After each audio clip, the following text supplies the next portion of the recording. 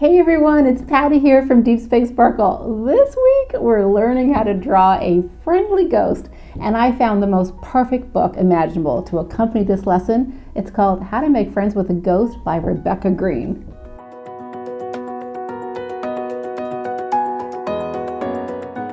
This project is super easy, and you can do with children from pre-K all the way up to second grade. And the best part of this lesson is that it's so simple.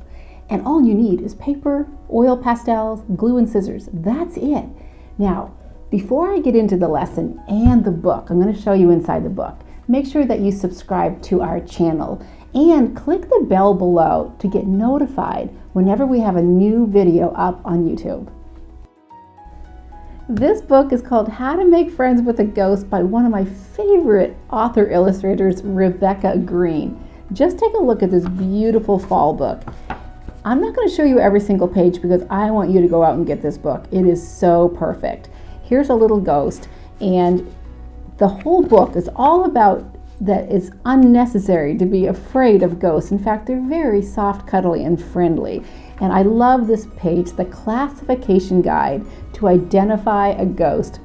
The small but mighty mouth, the ghost has rosy cheeks, great eyesight so they can see in the dark, a body that is transparent, and the language that the author uses is brilliant. And there's all sorts of funny pages that the kids will really just enjoy.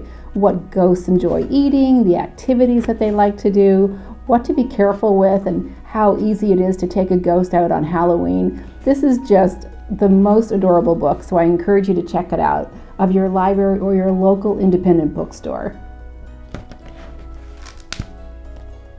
Not that you really need this, but I created a handout just in case you want some options for your ghost. Now, this handout and many other handouts are available by clicking the link in the description below. To draw the ghost, start with a black oil pastel, and this is absolutely necessary because it smudges. Now, you might not be an oil pastel girl, you might be a crayon girl. If that's the case, I'd love to hear. Do you love oil pastel or do you love crayons? Let me know in the comments below. So what you do is draw the wavy line at the bottom first, and then join this kind of like a bell, an upside down letter U. Then if you want to, make these little lines around the contour line of the ghost. To draw arms, take your oil pastel, place it on the side, and you can draw a variety of arms, some that goes in like this, and I'll draw a few more for you. Even ones that kind of look like this. Now in the book, it talks about the ghost's arms as not having fingers, just hands, so that's easy to draw. Let's go back to this guy. Okay, now this is pretty much it. But if you want to add a little mouth, you can do so either with a paper, which I'll show you in a bit, or just by drawing a little line. And he's going to be kind of like a worried little ghost. Now, take your finger, and this is where the oil pastel really comes in handy. We're just going to take our one finger and just swirl it around the outside lines of the ghost so that you get that beautiful shading that it looks like the ghost is translucent, or that you can see through him. Now, take a little bit of chalk pastel, and I have some light pink and dark pink, and let's give him some rosy cheeks.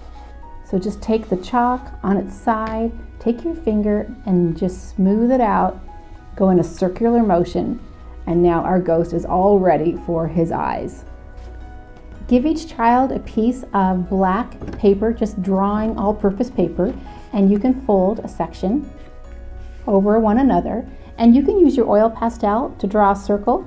If you have really young children, they might want to use a condiment cup to trace, and this is always good practice to trace a circle. But if your child's old enough, they can just draw it freehand. Sometimes that is more fun. And then just go ahead and cut out the circle. And the trick is that if you have the paper folded, the children only has to cut once to get two little eyes. Now you can have some fun. They don't always have to be big. They can be a little bit more oval and smaller. They can be large. They can be wobbly. I tell you, your students are going to come up with their own set of eyes, but they can choose which eyes they like the most. So I have a couple of pair. Those little guys, or maybe the big circles. I think I like these kind of egg-shaped eyes. So take a glue stick, put the glue on the back of the paper, turn it over, and you have a friendly ghost. Now the only thing left to do is to cut out your ghost.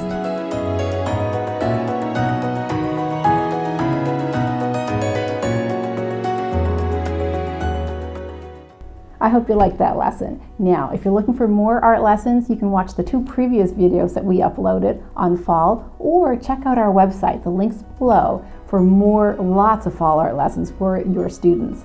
Now, if you loved this video, give us a like, subscribe to the channel, and share it with your fellow art educators. Now, here's the other thing. If you're an art educator and you want to join a group of like-minded teachers from all over the world, I invite you to join our Dazzler, Deep Space Sparkle Dazzler Facebook group. And that's where we share pictures of what our students are doing in the classroom or at home, and we support you on your journey.